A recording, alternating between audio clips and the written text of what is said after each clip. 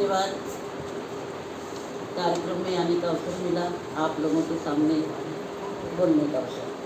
मनुस्मृति दहन और महिला मुक्ति दिन।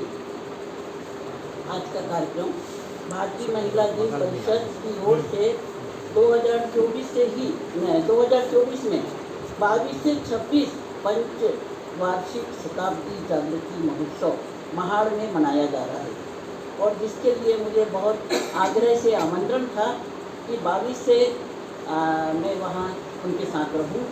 मैं नहीं जा पाई, और ये महिला मुक्ति दिन लगातार चल रहा है। आज हम यहाँ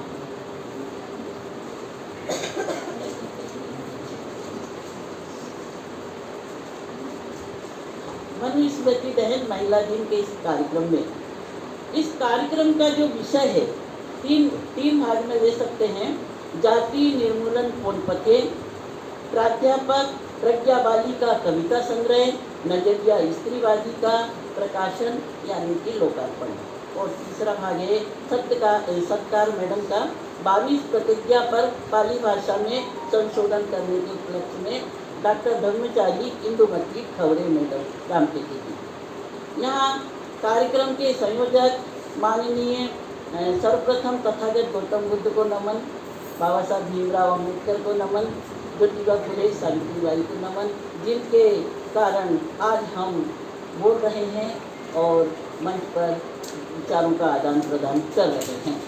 यहाँ इस कार्यक्रम के आयोजक करुणा सागर बहुउद्देशीय संस्था नागपुर के अध्यक्ष माननीय भीमराव गणवीर जी, और सम्यक विचार ऊर्जा यूट्यूब चैनल का इसके अध्यक्ष माननीय हृदय चक्रधर जी और प्राध्यापक दामोदर बानखेड़े जी। यहाँ कार्यक्रम के अध्यक्ष NB ढोके जी, उद्घाटक आयुष्मान भीमराव गणवीर जी, भाष्यकार धर्म सैनिक रमा गोरखपुर ने डॉक्टर सविता कांबल जी, आप सभी, एडवोकेट सचिन मोकाड़े जी, और जिनका बहुत ही क्रांतिकारी भाषण यहाँ पर हुआ है। मैडम सविता मैडम ने तो इतनी सारी जानकारी दे दी है कि आगे कुछ विशेष नहीं बचा है। यहाँ सरिता सातारडे मैडम और डॉक्टर विशाली धनजी। आज के इस कार्यक्रम के इन सभी महत्वपूर्ण विषयों पर काफ़ी चर्चा हो गई है। अंत में बोलने वालों के लिए दुविधा होती है। यहाँ 20वीं शताब्दी के अंतिम 2 दशकों से ही समाज और साहित्य के क्षेत्र में स्त्री विमर्श और दलित विमर्श, मैं हिंदी के हिसाब से बता रही हूँ, ये तो मराठी में और पहले से शुरू हो गया है। 1950 से ही इसकी शुरुआत हो गई है, और जिसका ऐतिहासिक संदर्भ भी बताया गया है। यहाँ दलित में मैं कुछ खास मुद्दों की बात करूँगी, 10-15 मिनट में अपनी बात खत्म करूँगी। दलित विमर्श की बात सभी दलित पुरुष और सभी स्त्रियाँ करते हैं, हम अम्बेडकरवादी मूवमेंट से जुड़े हुए लोग। मगर स्त्री विमर्श की बात कुछ स्त्रियां और कुछ पुरुष ही करते हैं, ये विशेष बात है। कुछ पुरुष और कुछ स्त्रियां स्त्री विमर्श की बात करते हैं, जबकि हमारे देश में सर्वप्रथम मुद्दा स्त्री विमर्श का है, और जाति विमर्श जो दलित विमर्श है, इस जाति से दलित जाति से जुड़े हुए लोगों की अपनी बातें हैं। तो यहाँ क्या कारण है? कारण यही है कि हमारे देश की जो समाज व्यवस्था है और जो परंपराएं हैं लगातार पहले से चल रही हैं, वर्ण प्रथा, जाति प्रथा और स्त्री पुरुष समानता के आधार पर पितृसत्ता, ये जो हमारे देश की परंपराएं हैं, इसी के कारण ये व्यवस्था है। और आज ये प्रश्न उठा है कि जाति निर्मूलन पोनपथे, और इसका दूसरा पक्ष है मुक्ति पोनपथे। मुक्ति चाहिए, जाति से चाहिए, असमानता से चाहिए, अपमान से चाहिए, सब प्रकार की शोषण और अन्याय से मुक्ति चाहिए। और ये कब संभव है? जब इस देश की जाति प्रथा खत्म हो जाएगी, तो ये संपूर्ण समाज के लिए है। लेकिन समाज में रहने वाली स्त्री तब भी घर, परिवार और समाज में शोषित पीड़ित रहती है। इसका अलग से निदान होना चाहिए, जिसका नाम है स्त्री विमर्श। और यह अब केवल एक पुस्तकों की बात नहीं है, बल्कि सभी सामाजिक संस्थाएं और शैक्षणिक संस्थाएं इन विषयों पर लगातार विचार विमर्श कर रही है, जिसका एक नाम दिया गया है विमर्श। विमर्श यानी किसी भी बात की तह में जाना, उसकी जांच पड़ताल करना, उनकी समस्याओं का अध्ययन करना और उन समस्याओं का निदान करना। निदान यानी उनको जड़ से हटाना कि समाज में अगर ये है तो फिर समाज उन्नति नहीं कर सकेगा, कैसे कर सकेगा। जाति विहीन समाज बनाना, जाति विहीन जहाँ कोई जात पात ना हो। हम दलित समाज के लोग अपनी जातियों के उन्मूलन की बात करते हैं कि आज आपसी जाति भेद छोड़ो, हम सब एक है। बाबा साहब अम्बेडकर ने संदेश दिया है, संपूर्ण दलित वर्ग एक है, आपस की जाति उपजाति ये सब भेदभाव हटा देना चाहिए। अगर ऐसा होता है तो हम सभी बहुजन जाति विहीन समाज बना सकते हैं। तो ये तो हम अपने लिए कह रहे हैं, लेकिन जिस समाज में, मानव समाज में हम रहते हैं, जहाँ ब्राह्मण क्षत्रिय वैश्य ये 3 अपर कास्ट हैं और हम चौथे शूद्र से भी आगे के 5वें वर्ण के लोग हैं, क्योंकि शूद्र तो वह वर्ण है, शूद्र वर्ण में वे लोग हैं जो सेवक वर्ग हैं और जो ज़्यादा करके ओबीसी वर्ग में आते हैं और सेवा कार्य करते थे, चाहे पानी भरना हो, बर्तन मांजना हो, घर में रहकर खाना पकाना हो। तो ये वो इस बात को वो लोग कबूल नहीं करते हैं कि हम ही शूद्र हैं। जबकि मैं कहीं भी जब बात करती हूँ कि शूद्र कौन, हम तो 5वां वर्ण हैं, वर्ण व्यवस्था के बाहर के लोग हैं, कि जहाँ हम पर वो बातें लागू नहीं होती हैं, लेकिन फिर भी हम शूद्र अपने आप को मान रहे हैं, शूद्र नहीं अति शूद्र। तो यह जो व्यवस्था है ब्राह्मण क्षत्रिय वैश्य शूद्र की, जब तक समाज में रहेगी तो ये असमानता और जाति भेद और जाति के संदर्भ बने रहेंगे। तो हमारा ये सपना कैसे पूरा हो? हम अपने आपस के बहुजन समाज के लोग आपसी भेदभाव को भूल जाएं, लेकिन फिर भी क्या हम समाज से जाति को अदृश्य कर सकते हैं? अदृश्य, जो जाति ना दिखाई दे या मौजूद ना हो, क्योंकि ब्राह्मण तो ब्राह्मण ही बना रहेगा। वह जब भी हमें देखेगा कि अरे ये भले ही बौद्ध धर्म के हैं या भले ही इन्होंने एक अलग पंथ अपना लिया है, लेकिन है तो ये पिछले दलित, पिछले अछूत पहले के, तो वो एक नज़रिया बदल जाता है। समाज से पूरी तरह मानव व्यवस्था से, मानव समाज से जाति को कैसे निर्मूलन किया जाए, कैसे हटाया जाए, इस बात की अगर किसी के पास कोई तरीका हो, कोई ऐसी कुछ यानी कलाकारी हो कि ये समाज से जाति व्यवस्था को कैसे हटा दें। अगर बौद्ध धर्म के लोग, हम दलित वर्ग के लोग बौद्ध धर्म अपनाते हैं तो बौद्ध कहलाएंगे, जैसा कि आजकल चलन में है नवबौद्ध। तो नवबौद्ध यानी कौन? तो ये बात तो भावना अपने आप आ जाती है। जैसे दलित समाज के ईसाई क्रिश्चियन समाज के लोग, कई लोग जो दलित से क्रिश्चियन बन गए, दलित से शोषित पीड़ित हिंदू समाज, हिंदू धर्म से शोषित पीड़ित दलित वर्ग जो क्रिश्चियन बन गए। तो क्रिश्चियन यानी वो तो यहाँ के नहीं थे, विदेश के थे, लेकिन भारत के क्रिश्चियन कौन है? यहीं के धर्म परिवर्तित लोग हैं। तो उनके लिए अलग गिरजाघर बन जाते हैं, बनाए जाते हैं, उनको अपने बराबरी का नहीं समझा जाता। तो ये अपर कास्ट लोअर कास्ट तो वहाँ मौजूद है। चाहे मुस्लिम धर्म की बात हो, क्योंकि भारत के सभी मुस्लिम तो विदेश से, मुस्लिम देशों से नहीं आए हैं, अधिकांश लोग यहाँ के धर्म परिवर्तित लोग हैं। और धर्म किसने बदला? जो शोषित पीड़ित थे, अन्यायग्रस्त थे, उन्होंने हिंदू धर्म को, सनातन धर्म को छोड़कर मुस्लिम धर्म अपना लिया था। तो ऐसे लोगों के भी मस्जिदें अलग होती हैं।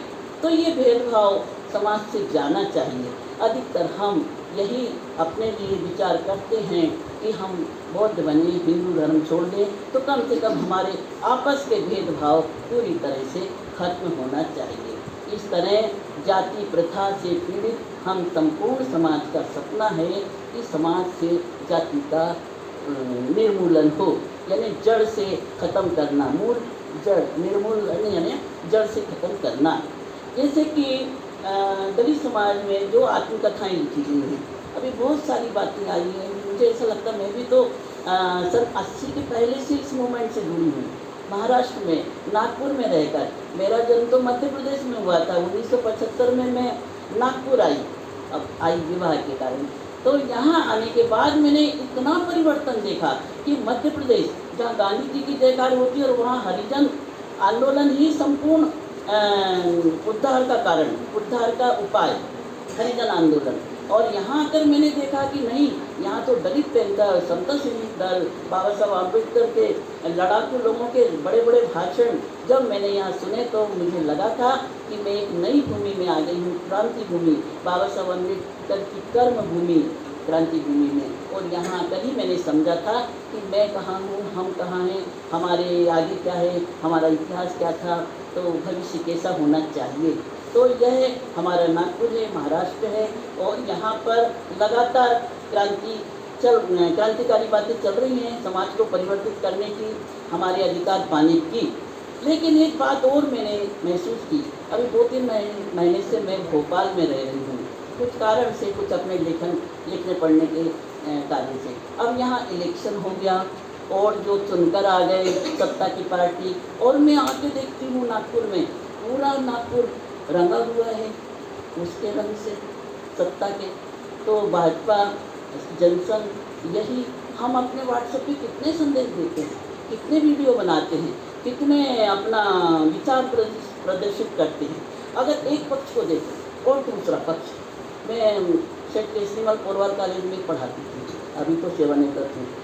हमारे यहाँ जनसंघ के लोग बहुत ज़्यादा हैं और हमारे जैसे लोग भी हैं, ऐसी दलित वर्ग के लोग। हमारे लोगों के व्हाट्सएप पे अलग आते हैं मैसेज, बातें, और उनका देखो वो तो सब कमेंट डालते हैं, ग्रुप बनाया है पूरे स्टाफ का, तो उनका देखो तो पूरा के पूरा, अरे ये इतनी विरोधी बातें एक साथ समानांतर कैसे चलती हैं। और आज हम जो कहते हैं कि हम समाज को बदल देंगे, सारी व्यवस्था को बदल देंगे, लेकिन आज 2024 में आज भी सत्ता उन्हीं के हाथ में आती है। तो ये विचार करने की बात है कि हम कहाँ कमज़ोर हैं। देखिए आजकल का जो चैनल चलता है आज तक, दलित साहित्यकारों को भी बड़े सम्मान से बुलाया जाता है।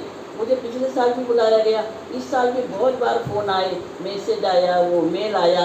मैंने कहा नहीं, मुझे नहीं आना, मुझे पता है वहाँ क्या होता है। तुलसीदास की रामायण को सामने रखकर दलित साहित्य की बात की जाती है और तुलसी की रामायण को न्याय देने की बात की जाती है। जहाँ तुलसी की रामायण को न्याय देने की बात की जा रही है, वहाँ दलित और दलित साहित्यकारों की, दलित साहित्य की क्या बात होगी। तो एक तरह से वहाँ अपमानित ही होना है।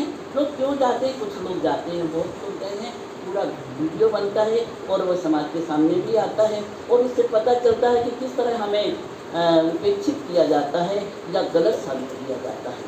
तो ये बातें हैं। अब वर्तमान समय ज़्यादा कठिन है। अभी तक बाबा साहब का जो मूवमेंट चल रहा है, मैं अच्छी सी बात कर रही हूँ, उसके पहले से, बहुत पहले से बाबा साहब का मूवमेंट चल रहा है, 70, 75, 80 से। तो लगातार हम कितने कार्यक्रम किए, अटेंड किए, भाषण दिए, बहुत लंबे लंबे भाषण तैयार करके, और इतना धारा प्रवाह 1 घंटा 1.5 घंटा बोलते जाना। ये सब होने के बाद कितने साल हो गए, उधर के 20 और इधर के 20, 40, 24वां साल चल रहा है अभी तक। अभी तो स्थिति और ज़्यादा खराब हो गई है, क्योंकि सत्ता भी कौन है, लोग डर रहे हैं। बीच में तो इतना चला था, मोबाइल चेक करेंगे, मोबाइल का क्या टेप करेंगे, तो लोग बात ही नहीं करते थे, एक दूसरे को समाचार ही नहीं देते थे। तो ये स्थिति है वर्तमान समय में भी कि कई बार व्यक्ति अपने लाभ के लिए, अपने व्यक्तिगत के लिए, अपने समाज के लिए कई बार उधर सलग जाता है कि जहाँ कुछ लाभ नहीं है, चलो उधर चलते हैं। तो ये स्थिति में हमारे समाज में गुमराह होने वाली भी बात होती है, भटकने वाली बात भी होती है, और अच्छे खासे अम्बेडकरवादी लोगों का भी ये नमूना आता है कि वह दोनों तरफ मिलजुल के काम कर लेते हैं। तो ये वर्तमान समय है।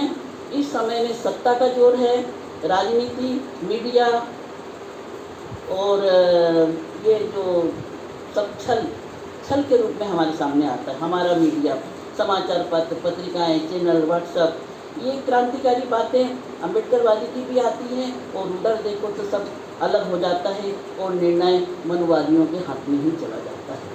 उनकी टेक्निक होगी, जैसे कि वो इलेक्शन के लिए जो मशीन वापर करते थे, तो क्यों नहीं उसका विरोध हुआ, क्यों उसको 1924 में उसका उपयोग करने दिया गया। तो ये बहुत सी बातें हैं। हमारी संख्या ज़्यादा है मगर ताकत कम है। हम कहाँ रुक जाते हैं, कहाँ फेल हो जाते हैं कि हम अपना जो मकसद है उसे पाते पाते थोड़ा पीछे रह जाते हैं। तो यह विचार करने की बात है। और किताबों में बहुत लिखा गया, बाबा साहब अम्बेडकर ने बहुत लिख दिया है और उनके अनुयायियों ने भी बहुत लिख दिया। हम उसका अनुकरण करते हैं, बातें करते हैं, एक दूसरे को बताते हैं, लेकिन इस बात पर भी विचार करने की ज़रूरत है कि हम अगला कौन सा कदम उठाएं जिससे जाति निर्मूलन का जो स्थिति है उसको हम पा सकें।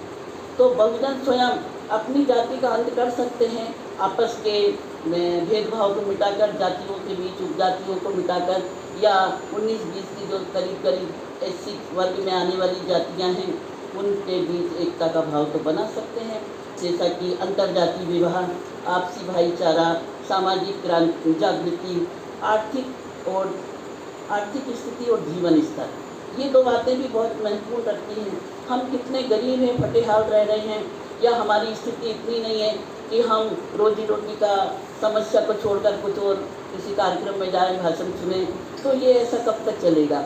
हमारी आर्थिक स्थिति अच्छी होना चाहिए, हमारा जीवन स्तर कि कोई 1000 लोगों के 100 लोगों के बीच में अगर हम खड़े होते हैं तो कोई ये ना कहे कि नहीं ये कोई अलग व्यक्ति है, इसको पीछे भेजो। तो ऐसी स्थिति हमारे साथ में आजकल तो नहीं है, लेकिन वे लोग भी थोड़े से हैं जो बहुत जाग गए हैं और मूवमेंट में आगे बढ़े हैं और बहुत कुछ इन्होंने पा लिया है। तो ये जो महिला जागृति की बात है, मैं प्रज्ञा मैडम की कविता संग्रह पर जरूर अलग से बोलना चाहूँगी। जब मैंने उनकी कविताएं पढ़ी तो मैं स्वयं आश्चर्यचकित रह गई। मैं भी जो स्वयं पीड़ित होती है वो जल्दी जल्दी कविताएं लिखती है। अगर स्त्री होने के कारण, दलित होने के कारण कोई पीड़ित है, स्वयं उसकी कलम से दलित विरोधी बातें, दलित व्यवस्था के विरोधी बातें आने लगती हैं। तो मैंने भी जब अपने जीवन में जो संघर्ष किया कि महिला आंदोलन से जुड़ी स्त्री के प्रश्न, जो स्वयं महिला आंदोलन से जुड़ी है, उसको भी कितने प्रश्नों का सामना करना पड़ता है। ये मेरा बहुत बड़ा लेख है और उस लेख को कई जगह छपा, कई चर्चा हुई। तो जब मैंने प्रज्ञा जी का कविता संग्रह पढ़ा, उन्होंने मुझे पांडुलिपि दी थी कि मैं लिखूं, और मैंने पढ़ा तो मैं धन्य हो गई कि एक ऐसी लड़की की कविताएं मैंने पहली बार पढ़ी जो इतना आगे बढ़ के लिखती है, इतना आगे बढ़ के सोचती है। मैडम ने अभी अपनी कविताओं की विशेषता बताई और उन्होंने सत्य कहा कि सभी लोग इसको सहेजी स्वीकार नहीं करेंगे, क्योंकि लोगों के मन में एक सामाजिक मानसिकता का खाका बना हुआ है। स्त्री जो घर में पैदा हुई है, माँ बाप के घर पैदा हुई है, उसको ससुराल दूसरे घर जाना ही है। दूसरे घर जो व्यक्ति लड़की आई है वह बहू है, बेटी नहीं। वह किस रूप में रहेगी, किस तरह उसको अधिकार मिलेंगे नहीं मिलेंगे, उसे चुप रहना है।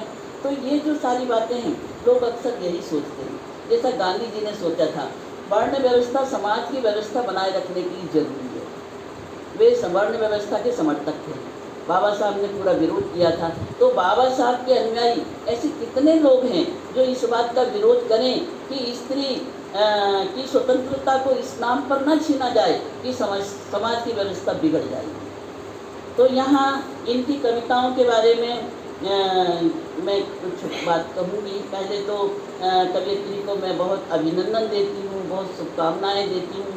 जल्दी ही उनकी कविता संग्रह और भी छपे रहे हैं। उनके लेखन यानी वैचारिक लेखन भी आना चाहिए, विचारों को भी समाज के सामने लाना चाहिए।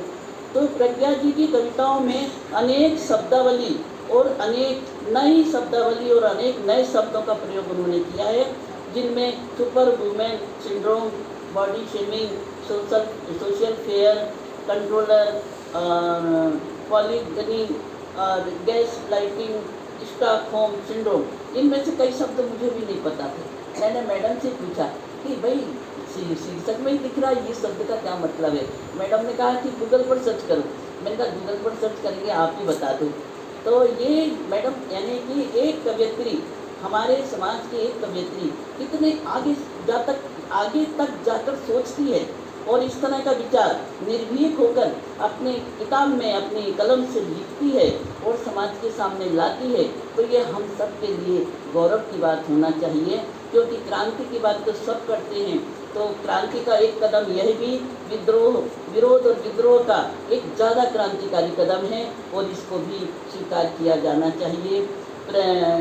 प्रज्ञा जी की कविताओं को पढ़ने के बाद लगता है कि उन्होंने जब जब कलम उठाई है, कविता लिखी है, तब तक उनके हृदय में क्रांति का लावा धधक रहा होगा।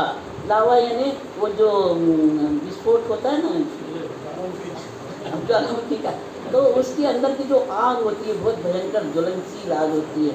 तो कितनी आग से भरी हुई और बहुत सिंपल कविताएं हैं, बहुत कलात्मकता नहीं है, बहुत शिल्प सौंदर्य की बात नहीं है, लेकिन सहज रूप में जो बात लिखी है ना, कि जिसको पढ़कर हम आश्चर्यचकित रह जाते हैं कि आज की नई पीढ़ी की लड़की आप यह भी सोचती है। मैं पुरानी पीढ़ी की हूँ, मैंने अभी तक यही कहा कि भाई संघर्ष करो, अपने अन्याय का विरोध करो, लेकिन उसके साथ भी समाज व्यवस्था बनी रहने दो। तो ये पुरानी बातें हैं, लेकिन प्रज्ञा की जो बातें हैं बहुत आगे की हैं। जैसे आंदोलनजीवी औरतें, इस कविता में उन्होंने कहा है, हम आंदोलनजीवी औरतें लड़ते हैं विचारों की लड़ाई, तर्क से, बुद्धि से, प्रेम से, श्रम से, लेकिन हम बुद्ध के विचारों के वारिसदार ये थी। इसके आगे उन्होंने लिखा है कि हम करते हैं आंदोलन, देते हैं घोषणा, मांगते हैं न्याय सरकार को, पुरुष सत्ता को, यह पूरी दुनिया मानवतावादी होने के लिए लड़ते हैं लड़ाई। बहुत लंबी है ये कविता, मैं बता रही थी बस 5 मिनट। जैसे बेरोजगार औरतें, ये जो कविताओं के शीर्षक हैं, लगता है कि औरतें बेरोजगार, क्या नौकरी करती हूँ? नहीं, मैं घर में रहती हूँ। घर में रह के कितने काम होते हैं। और एक महिला जो पत्नी है, जो घर की स्वामी कहते हैं, लेकिन घर की नौकरानी है, क्योंकि भले ही हम कहें मेरा घर है, लेकिन जितना काम अगर किसी बाई से कराओ तो कितना पे करना पड़ता है। और वही स्त्री जब माँ बनती है, कितना दुख, दर्द, कष्ट सहती है, और फिर भी इस स्त्री को कहा जाता है बेरोजगार, अबला, कमज़ोर। तो ये सब बहुत सारी बातें हैं। औरतें पैदा नहीं होती, बनाई जाती हैं, ये तो बहुत पहले से कही गई बात है। और इसमें यही कहा है कि बचपन से जिस सांचे में स्त्रियों को ढाला जाता है, महिलाएं अक्सर वहीं तक सोचती हैं, कभी कभी अपना सर उठाती हैं, एक आंख दिखाने पर, डांट दिए जाने पर चुप हो जाती हैं। तो ये व्यवस्था कब तक चलेगी? जैसे घर के काम एक निश्चित परिपाटी है, चाहे स्त्री ही बनाएगी, पुरुष आया, स्त्री, महिला भी नौकरी करती है, लेकिन ये कभी सोचा ही, मैंने अपने नाटकों में ये बात लिखी है कि पति कहता है चाहे तुम नहीं मैं बनाता हूँ, तो मैंने लिखा है कि मैं 30 दिन बनाती हूँ, 31वां दिन कभी कभी होता है, आप 32वें दिन बनाते होंगे, जो कभी होता ही नहीं है। तो यहाँ बस 2 मिनट, औरतों का घर, एक बहुत अच्छा अभी एक कहानी संग्रह प्रकाशित हुआ बेंगलोर की मैडम कोयल विश्वास का। जब उसको कहा जाता है यह घर तुम्हारा नहीं है, कितना जीवन अर्पित कर दो, हमने अपने खानदान के चिरागों को जन्म दिया, और एक दिन ऐसी स्थिति आती है कि जो घर का मालिक, घर का पति है, हमारा पति है, वह कह देता है कि ये घर तुम्हारा नहीं है, ये मेरा है, यहाँ मेरा हुक्म चलेगा। और ये भी बात बड़ी अच्छी लगी इनकी कविता की सहेलियाँ, कि महिलाएं अकेली जो घर व्यवस्था के अंदर दबी कुचली रहती हैं, जब अपनी सहेलियों से मिलती हैं, कितनी खुश होकर दिल खोल कर बातें करती हैं, और कितना उनका दिल हल्का होता है। तो ये बहुत एक अलग से दिन होना चाहिए, पूरा एक सत्र 3 घंटे का इस कविताओं पर चर्चा करने का, तभी बहुत सारी बातें, और ये संक्षेप में बताने वाली बात नहीं है, बहुत सारी बातें हैं।